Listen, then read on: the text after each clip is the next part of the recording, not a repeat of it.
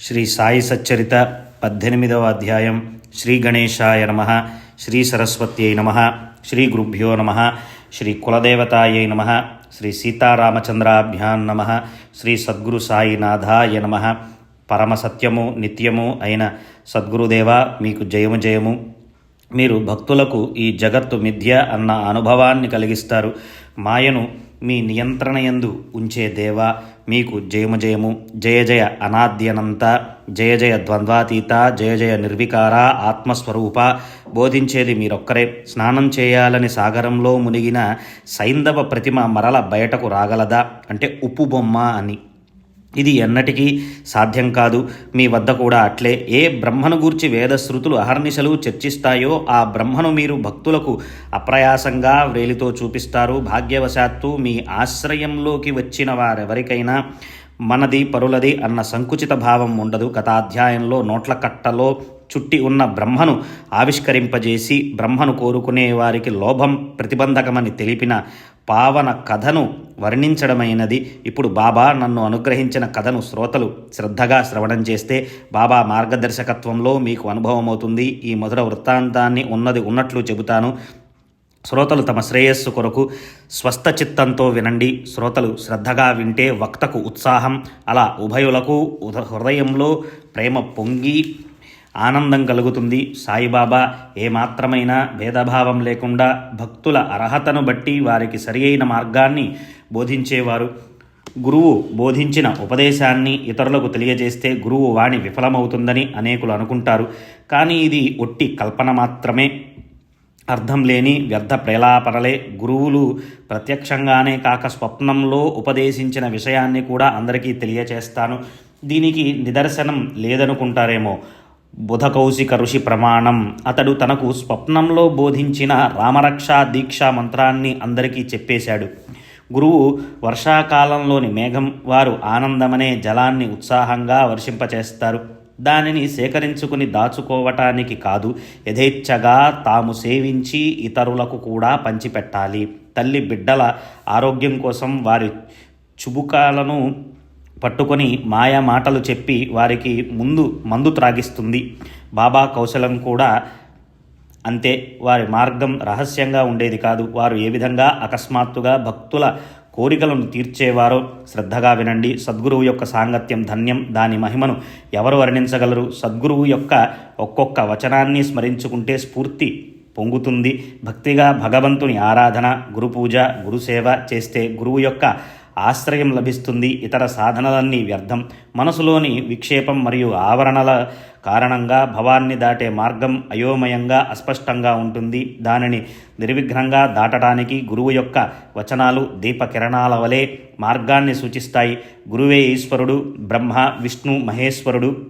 వాస్తవానికి గురువే పరమేశ్వరుడు, గురువే పరాత్పర పరబ్రహ్మ, గురుజనని, గురువు జనకుడు. భగవంతుడు కోపిస్తే గురువు రక్షిస్తాడు, కానీ గురువు కోపిస్తే ఎవరూ రక్షించరని ఎప్పుడూ గుర్తుంచుకోవాలి.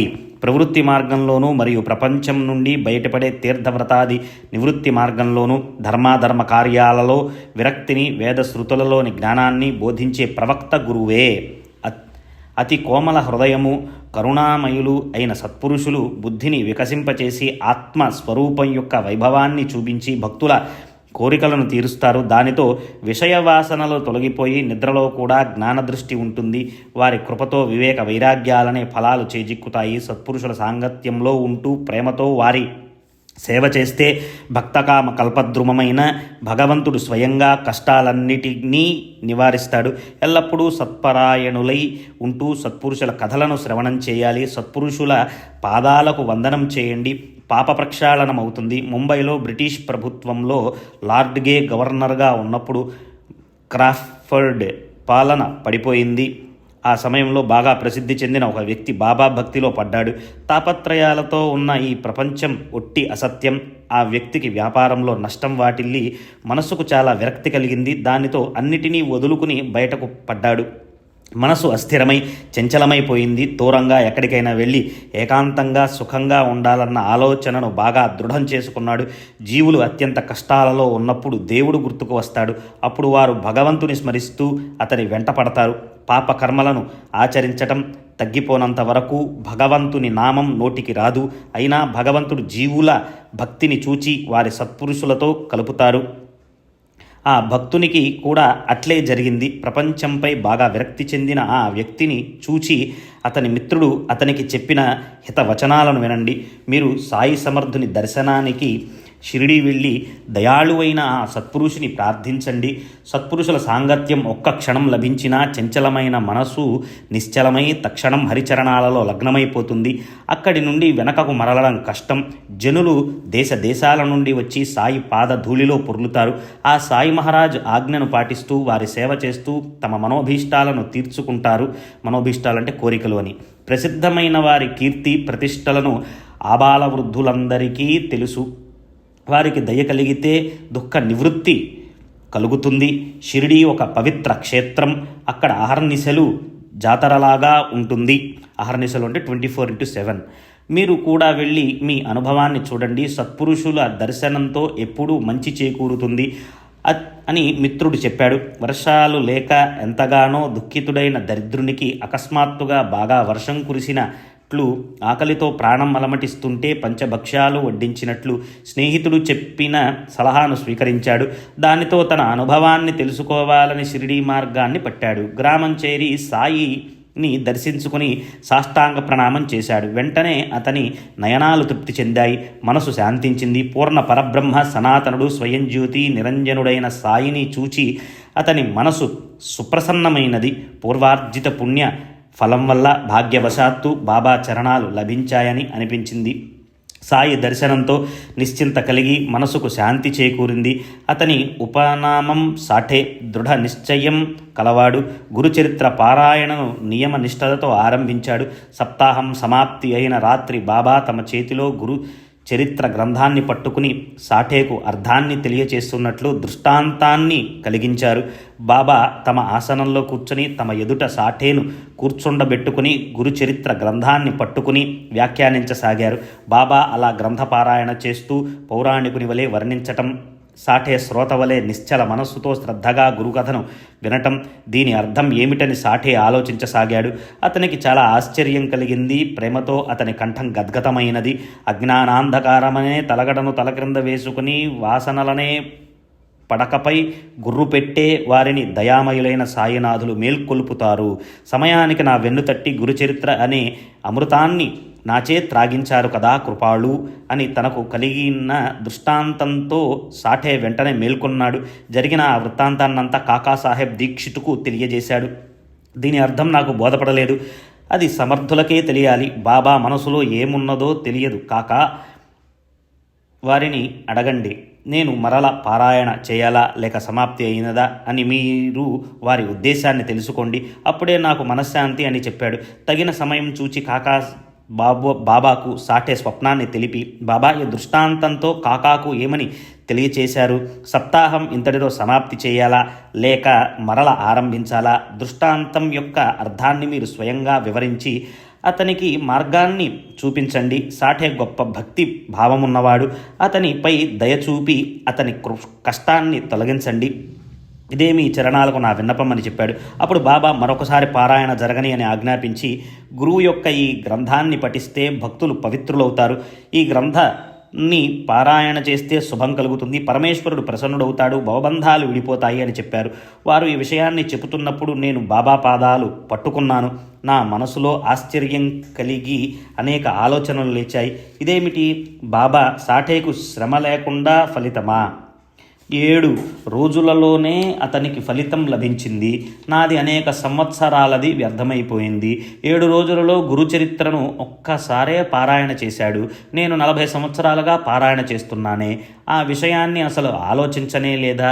ఒకరికి 7 రోజులలో ఫలితం, మరొకరికి 7 ఏళ్ల పారాయణ నిష్ఫలమేనా? ఈ దయాఘనులు ఎన్నడూ నాపై దయను కురిపిస్తారా అని నేను చాతకపక్షిలా నిరీక్షిస్తున్నాను. ఈ సత్పురుషులు ప్రసన్నులై నాకు ఉపదేశాన్నిచ్చి నా మనోభీష్టాన్ని తీర్చే రోజు ఎప్పుడు వస్తుంది అని అనుకున్నాను. సద్గురు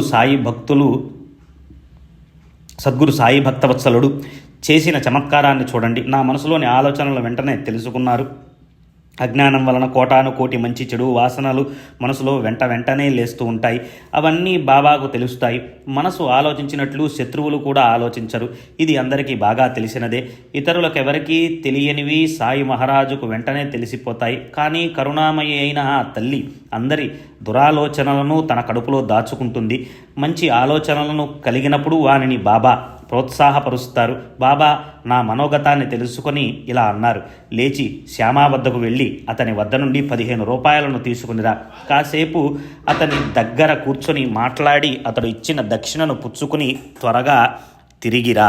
సాయినాథునికి నాపై దయ కలిగి దక్షిణ నిమిత్తం ఇప్పుడే శ్యామా దగ్గరికి వెళ్ళి నా కొరకు రూపాయలను అడుగు అని చెప్పారు.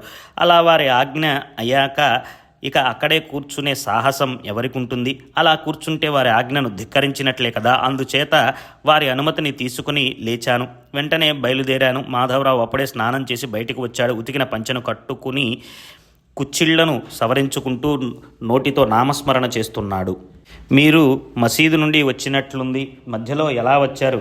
ఏదో కలవరపడుతున్నట్లున్నారే, ఇవాళ ఒక్కరే వచ్చారేమిటి? రండి కూర్చోండి. నేనిప్పుడే స్నానం చేసి పంచకట్టుకుంటూ వస్తున్నాను. వెళ్ళి దేవుళ్ళకు అభిషేకం చేసి వెంటనే వచ్చేస్తాను. మీరు తాంబూలం వేసుకునేలోగా నేను పూజా విధిని ముగించుకుని వస్తాను. మనం తాపీగా ముచ్చటించుకోవచ్చు అని చెప్పి మాధవరావు ఇంట్లోకి వెళ్ళాడు. అక్కడే కిటికీ పైన ఏకనాథ భాగవతం గ్రంథం ఉంది. నేను దానిని చేతిలోకి అందుకున్నాను. ఊరికే విప్పేసరికి సరిగ్గా నేను ఉదయం చదువుతూ మధ్యలోనే ఆపేసిన భాగం వచ్చింది. నాకు అత్యంత ఆశ్చర్యం కలిగింది. ఉదయం నేను చదివిన భాగాన్ని బాబా ఇక్కడ పూర్తి చేయించి నియమాన్ని పాటింపచేశారు. నియమిత భాగాన్ని పూర్తిగా చదవకుండా మధ్యలో మానేసి ఆ స్థానం నుండి వెళ్ళకూడదు. ఇది నియమంగా చదవటం అంటే. ఇప్పుడు చిన్న ఉపకథన గుర్తు వచ్చింది. దీనిని వదిలిపెట్టకూడదు. ఏకనాథ భాగవతానికి సంబంధించిన ఈ కథను శ్రోతలు శ్రద్ధగా వినండి. గురుభక్తి రసంతో నిండిన ఈ ఏకనాథ భాగవతాన్ని సాయి కృపకు పాత్రుడైన సీతారాం దీక్షిత్ నిత్యం పఠించేవాడు. జగత్తును ఉద్ధరించే నిమిత్తం నారాయణుడు బ్రహ్మ అనే భూమిలో భక్తి బీజాన్ని నాటగా అది నారదుడనే పొలంలో పంటకు వచ్చింది. ఆ పొలం యొక్క 10 లక్షణాలు గల పంటను వ్యాసమహర్షి సంగ్రహపరచారు. సుఖమహర్షి పరీక్షిత్తు అనే కళ్ళంలో గింజలను వేరుపరిచారు. శ్రీధరస్వామి తూర్పారా పట్టారు. ఆ పంటను జనార్దన స్వామి కొలవగా ఏకనాథ మహారాజు రసవత్తరమైన భోజనాన్ని పుష్కలంగా తయారు చేశారు.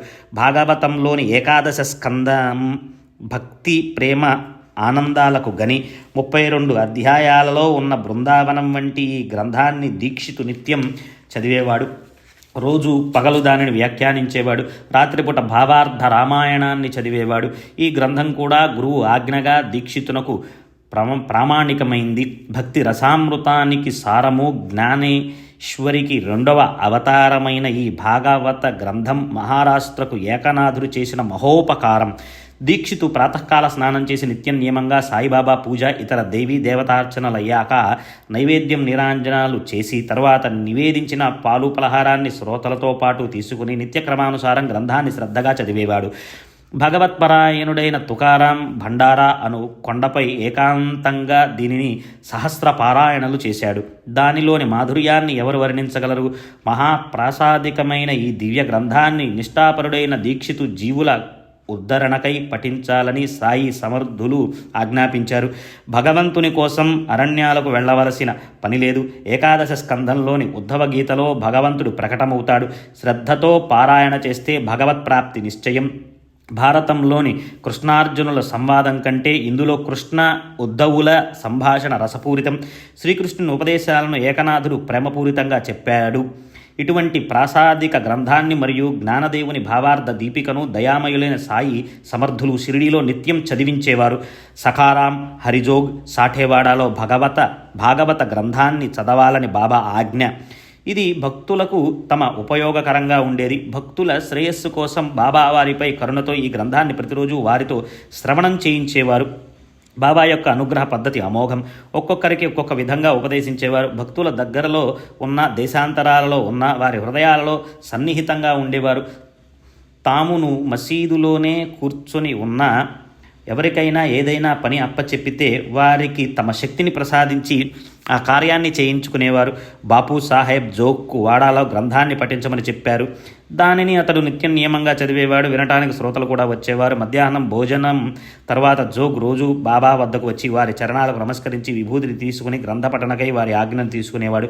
ఒకప్పుడు జ్ఞానేశ్వరిని, మరొకప్పుడు ఏకనాథ భాగవతాన్ని పఠించేవాడు. ఎంతో ఆనందంతో పారాయణ చేసి అర్థాలను విశ్లేషించి బాగా వ్యాఖ్యానించేవాడు. అలా బాబా అతనికి ఆజ్ఞ ఇచ్చిన తర్వాత తమ దర్శనానికి వచ్చిన కొందరు భక్తులకు అది శ్రవణం చేయండి అని వెంటనే పంపించేవారు. ఒక్కోసారి సంక్షిప్తంగా ఒక కథలా చెప్పేవారు. వారిని శ్రోతలు తమ చెవులలో నింపుకునేవారు. ఇంతలో బాబా వెంటనే వాడాకు వెళ్ళి గ్రంథ శ్రవణం చేయండి అని చెప్పేవారు. శ్రోతలు భక్తిభావంతో వాడాకు వెళ్ళగా అక్కడ వారికి బాబా చెప్పిన కథే నడుస్తూ ఉండేది. అప్పుడు వారికి విషయం బాగా స్పష్టంగా పూర్తిగా అర్థమయ్యేది. జ్ఞానేశ్వరునికి జ్ఞానేశ్వరి లేదా ఏకనాథునికి భాగవతం చదువుతున్నా బాబా చెప్పిన కథలనే వివరిస్తూ ఉంటే శ్రోతలకు చాలా విశిష్టంగా అనిపించేది. గ్రంథంలోని 1-2 భాగాలు చదవమని బాబా ఆదేశించకపోయినా జోగ్ అంతకు ముందు బాబా చెప్పిన ప్రసంగానికి సరిపోయే కథను చదివేవాడు. భగవద్గీత, భాగవతం ఈ 2 ముఖ్య గ్రంథాలే భాగవత ధర్మానికి సారభూతం. జోగ్ వీటిని నిత్యం పఠించేవాడు. భావార్థ దీపిక అన్న పేరుతో నున్న గీత, జ్ఞానేశ్వరి టీకా మరియు ఏకనాథుని భాగవతంలోని 11వ స్కందం పరమార్థ నిరూపణకు ఆధారాలు. అలా నిత్య క్రమానుసారం భాగవత పఠన జరుగుతూ ఉంటేనే నేను కూడా ఎప్పుడు పఠించేవాణ్ణి. కానీ ఆ రోజు అంతరాయం కలిగింది. ఒక కథను సగం చదివి భక్త సమూహం మసీదుకు బయలుదేరుతుంటే చదువుతూ ఉన్న గ్రంథాన్ని అక్కడ పెట్టి నేను కూడా అక్కడికి వారితో పరిగెత్తాను. నాకు బాబా వచనాలను వినాలన్న కోరిక, కానీ బాబా సంకల్పం వేరే. భాగవత పఠనాన్ని వదిలి ఇతర కష్టాలు పడటం వారికి సమ్మతం కాదు, అంటే ఇష్టం లేదు అని. అందువలన నేను ఆ రోజు చదవవలసిన భాగాన్ని బాబా నాచే చదివించారేమోనని అనిపిస్తుంది. వారి లీలలు తలచుకుంటే ప్రేమ ఉప్పొంగుతుంది. ఇక్కడితో భాగవత కథ, ఉపకథ కూడా అయిపోయినవి. మాధవరావు పూజ ముగించుకుని బయటకు వచ్చాడు. శ్యామా వద్ద నుండి 15 రూపాయలను దక్షిణను తీసుకునిరా అన్న బాబా ఆజ్ఞను నేను తీసుకుని వచ్చాను. నేను బాబా పాదసేవ చేస్తూ కూర్చుండగా అకస్మాత్తుగా నీవు స్మరణకు వచ్చావు. అంతే, లేచి శ్యామా వద్దకు వెళ్ళి దక్షిణను తీసుకునిరా అని ఇంట్లో కాసేపు కూర్చొని మీరు ఉభయులు పరస్పరం ముచ్చరించుకున్న తర్వాత తిరిగిరా అని బాబా చెప్పారు. మాధవరావు అది విని అత్యంత ఆశ్చర్యచకితుడయ్యాడు. రూపాయలకు బదులుగా నా నమస్కారాలే నా దక్షిణ అని అన్నాడు. సరే అలాగే అని అతని 15 నమస్కారాలను కొంగున మూట కట్టుకున్నాడు. ఇక పనైంది. ఇక అతనితో ముచ్చటించాలి కదా. అతనితో ఏం కబుర్లు చెప్పుతావో చెప్పి నా కుతూహలాన్ని తీర్చు. బాబా యొక్క పావన యశో గంగలో మునిగి మన పాపాలను నశింపచేసుకుందాం అని అన్నాను. మాధవరావు సరే కూర్చోండి, ఈ దేవుని లీల ఎటువంటిదో మీకంతా తెలుసు. కాసేపు విశ్రామంగా కూర్చోండి. ఇదిగో ఈ ఆకులు కాచు పుచ్చుకోండి. ఒక్కలు సున్నం డబ్బాలో ఉన్నాయి. తలపై టోపీ పెట్టుకుని నేను ఒక్క క్షణంలో వచ్చేస్తాను. సాయిబాబా యొక్క లీల అగాధం. నేను మీకు ఎంతని చెప్పను. షిరిడీ వచ్చినప్పటి నుండి మనం కొంచెం చూశాము.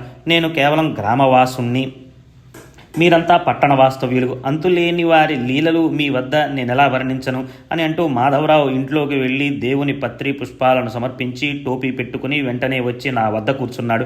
తర్కానికి అందని ఈ దేవుని లీలలు, వారి కౌశలాన్ని ఎవరు తెలుసుకోగలరు? వారి లీలలకు అంతులేదు. అవి విలక్షణమైనవి. మీరంతా గొప్ప విద్యావేత్తలు. ఒకరికి మించి ఒకరు జ్ఞానులు. తెలివిలేని గ్రామవాసులమైనటువంటి మాకు బాబా చరిత్ర ఎలా అర్థమవుతుంది? ఏ విషయాలనైనా వారు స్వయంగా చెప్పలేరా? మా వద్దకు పంపించటం ఎందుకు? వారు చేసేది ఏమిటో వారికే తెలుసు. వారి ప్రవర్తన మానవుల వంటిది కాదు. ఇప్పుడు ఒక మంచి విషయం గుర్తుకు వచ్చింది. ఆ విషయాన్ని చెప్పి సమయాన్ని సద్వినియోగం చేసుకుందాం. ఇక్కడ ప్రత్యక్షంగా మా కళ్ళెదుట జరిగిన వృత్తాంతాన్ని చెబుతాను. ఎవరి మనసులో ఎటువంటి సంకల్పం ఉంటే దానిని అనుసరించి బాబా అలాగే సఫలీకృతం చేసేవారు. అప్పుడప్పుడు బాబా మనుష్యుల అంతు చూస్తారు. భక్తి ప్రేమలను బాగా పరీక్షించిన తరువాత ఉపదేశాలను ఇచ్చేవారు అని చెప్పుతుండగా ఉపదేశం అన్న మాట చెవులలో పడగానే వెంటనే నా మనసులో విద్యుల్లత మెరసినట్లు నాకు సాఠయ్య యొక్క గురుచరిత్ర కథ గుర్తుకు వచ్చింది. మసీదులో చలించిన నా మనసు స్థిరపరచటానికే కదూ బాబా నన్ను శ్యామా వద్దకు పంపటం. బాబా చర్య విలక్షణం. మనసులో లేచిన ఆలోచనలను అణచివేశాను. కథాశ్రవణంలో ఇనుమడించిన కోరికను తీర్చుకుంటాను. బాబా యొక్క లీలలు మాటలకు కొంచెం కొంచెం చెబుతుంటే వారి భక్త వాత్సల్యాన్ని గమనించి మనసుకు ఆనందం కలిగింది. అటు తర్వాత శ్యామ మరో కథను చెప్పసాగాడు. ఒక దేశ్ముఖ్ స్త్రీ ఉండేది. ఆమె సత్పురుషుల దర్శనం చేసుకోవాలని కోరిక. సాయిబాబా కీర్తిని విని వారిని దర్శించుకోవాలన్న సంకల్పంతో ఆమె సంగమ నేరు జనుల వెంట షిరిడీకి వచ్చింది. ఖాషాబా దేశ్ముఖ్ యొక్క తల్లి, ఈమె పేరు రాధాబాయి. సాయి చరణాలయందు నిష్ట కలిగి వారి దర్శనం చేసుకుంది. దానితో మార్గంలో కలిగిన అలసట తీరింది. సాయి పాదాలయందు భక్తి కలిగింది. తను వచ్చిన పని గుర్తుకు వచ్చింది. సాయి సమర్థుని గురువుగా చేసుకుంటే వారు తమకు ఉపదేశాన్ని ఇస్తారు, దానితో పరమార్థాన్ని సాధించుకోవచ్చు అని ఆమె మనసులో కోరిక. ఆమె వయసులో వృద్ధురాలు. బాబాపై అత్యంత భక్తితో ఎలా అయినా వారి వద్ద ఉపదేశాన్ని గ్రహించాలన్న మనసులో నిర్ధారించుకుంది. బాబా స్వయంగా ఏదైనా మంత్రాన్ని ఉపదేశించి నన్ను అనుగ్రహించేటంత వరకు ఎక్కడికి వెళ్ళను. శ్రీ సాయి సత్పురుషులలో శ్రేష్ఠులు, పవిత్రులు, వారి నోటి నుండే మంత్రాన్ని గ్రహించాలి. మరెక్కడ తీసుకున్నా అది అపవిత్రం కనుక నన్ను అనుగ్రహించాలి అని ఆమె మనసులో దృఢ నిశ్చయం చేసుకుని అన్నపానాలు మాని సత్యాగ్రహం చేస్తూ కూర్చుంది. ఆమె అసలే వృద్ధురాలు. కడుపులో కాసింతైన అన్నం లేదు, ఓ గుక్క నీరు కూడా త్రాగలేదు. ఉపదేశం కోసం దృఢ నిశ్చయంతో ఉంది. అలా ఆమె 3 రోజులు రాత్రింబవళ్ళు ఉపవాసంతో ఉంది. బాబా ఉపదేశాన్నిచ్చే వరకు అలాగే ఉపవాసంతో ఉంటానని గట్టిగా దీక్షతో ఉంది. మంత్రోపదేశాన్ని తీసుకోకపోతే షిరిడీ రావటం వ్యర్థం అని తాను బస చేసిన చోట మరణానికి కూడా సిద్ధపడింది. అలా అన్నపానాలు మాని 3 రోజులు తపస్సు చేసి ఆమె అలసి నీరసించిపోయింది. చాలా ఉదాసీనురాలైంది. ఇదేం బాగాలేదు. ఈ వృద్ధురాలు మరణానికి భయపడడం లేదు. ఇప్పుడేం చేయాలి అని నేను ఆలోచించాను. మసీదుకు వెళ్ళి బాబా వద్ద కూర్చున్నాను. బాబా రోజు వలనే కుశల ప్రశ్నలు వేశారు. శ్యామ, ఇవాళ ఏమిటి సంగతి? అంతా బాగానే ఉంది కదా? ఆ నారాయణుని బుర్ర బాగా పాడైంది, నన్ను బాగా కష్టపెడుతున్నాడు అని అన్నారు. వృద్ధురాలి దీక్ష విషయంలో నేను అసలే బాగా బాధతో ఉన్నాను కనుక బాబా ఆ సమస్యను ఎలా పరిష్కరించాలి అని అడిగాను. ఇదేం చమత్కారం, ఇదేం గారడి, మీ లీల ఇతరులకు అర్థం కాదు. మీరు ఒక్కో వ్యక్తిని ఊరికి రప్పించి వారి విషయం మమ్మల్ని అడుగుతారు. ఆ వృద్ధురాలు దేశముఖిని ఆహారం మానేసి 3 రోజులు మీ కారణంగా ఉపవాసం ఉంది. ఆమె పరమ మొండిది. మీ చరణాలయందు ఆమెకు చాలా నిష్ఠ. ఆమెను అసలు చూడనైనా చూడకుండా ఎందుకిలా బాధ పెడుతున్నారు? ఆమె అసలే ఎండిపోయిన కర్రలా ఉంది. పైగా మూఢంగా పట్టుదలతో ఉన్నది. ఆహారం లేక ప్రాణం పోగొట్టుకునేలా ఉంది. సాయిబాబా దర్శనానికి వృద్ధురాలు ఉపదేశం కొరకు వెళ్ళగా వారు ఆమెను కరుణించకుండా మరణానికి అప్పజెప్పారని లోకులు అంటారు. బాబా ఇలాంటి అపవాదు రాకూడదు. ఆమెకు హితోపదేశం చేసి ఆమెను అనుగ్రహించండి. అపవాదును ఆపండి. శరీరంలో శక్తి లేక ప్రాణాలు నిలువక ఆమె మరణిస్తుంది. మీకు అపకీర్తి కలుగుతుంది. ఆమె కఠిన దీక్ష మాకు చాలా బాధగా ఉంది. దురదృష్టవశాత్తు ఆమె మరణిస్తే అనుచితమైన ఘటన సంభవిస్తుంది. ఆ వృద్ధురాలు మరణానికి సిద్ధమైంది. ఆమెను కరుణించకపోతే ఆమె బ్రతుకుతుందనుకోను. మీరు స్వయంగా ఆమెకు ఏదైనా చెప్పండి అని అన్నాను. ఈ అధ్యాయం ఇక్కడతో అయింది. మిగతా కథ వినాలన్న శ్రోతల కోరిక తర్వాతి అధ్యాయంలో ప్రేమ రసపూరితమైన కథతో తీరుతుంది. ఈ వృద్ధురాలికి బాబా ప్రేమతో ఇచ్చిన హితోపదేశాన్ని శ్రద్ధగా శ్రవణం చేస్తే అజ్ఞానంతో చేసే పట్టుదల పారిపోతుంది. హేమాడ్ సాయి చరణాలకు శరణజొచ్చి అనాయాసంగా భవాన్ని తరింపచేయటానికి శ్రవణంతో తత్పరులవండి అని శ్రోతలకు నమస్కరిస్తున్నాను. స్వస్తి. శ్రీ సంత సజ్జన ప్రేరితము భక్త హేమాడ్ పంత్ విరచితము అయిన శ్రీ సాయి సమర్థ సచ్చరితంలో మదనుగ్రహం అను 18వ అధ్యాయం సంపూర్ణం. శ్రీ సద్గురు సాయినాథార్పణమస్తు. శుభం భవతు.